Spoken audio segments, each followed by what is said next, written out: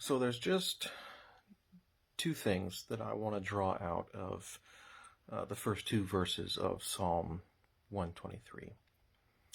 The first, in this idea of lifting our eyes up to Him who sits enthroned in heaven, is just the reminder of the importance of lifting our eyes up. That a lot of times these obstacles come right in front of us, and we have a hard time seeing past them. I'm thinking of even the story of like Jericho and how high those walls were. It seemed like an insurmountable task to breach the city, to take the city. And yet when the wall is high, when the obstacle is high, we lift our eyes up to someone who is above it. And doing that allows us actually to see past and over the obstacles. For the readers here to look past the hills where the Asherah poles were and whatnot that signified help from other lesser gods, but to lift up the eyes to our God, to see Him. And we have a lot of walls. We have a lot of things that promise us success, that promise us hope.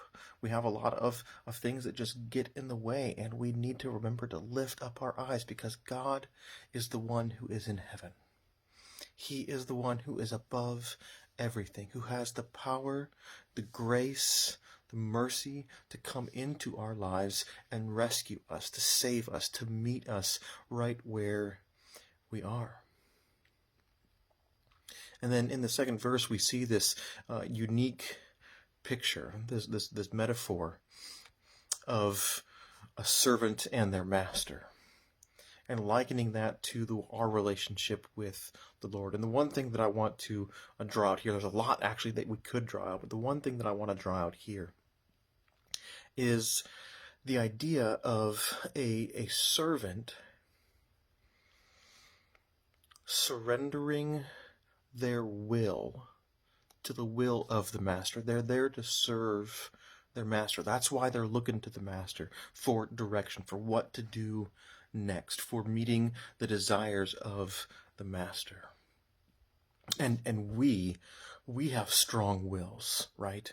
I know I do. I know there are things that I want to do, and I want to do things my way. And sometimes it becomes so hard to submit and to surrender that will to someone else. And yet that's the picture the psalmist is giving us, that we need to recognize that our will is secondary to the will of our master, to our Lord, to our Father who is in heaven. And it's not to say that our will doesn't matter. I think we see that picture in the Garden of Gethsemane. Jesus has a will of His own, and He brings it before the Father, asking for the cup to pass from Him. It's important to recognize this is what's going on inside of me, and yet not my will, but yours be done. How many of us can actually say we are constantly seeking to take our will and to surrender it to our master, to do as He guides us, to do as He directs us? My prayer for us today is that we would continue to look to Him who is our master, and to continue to submit and surrender our will to His, that He may bring us His mercy.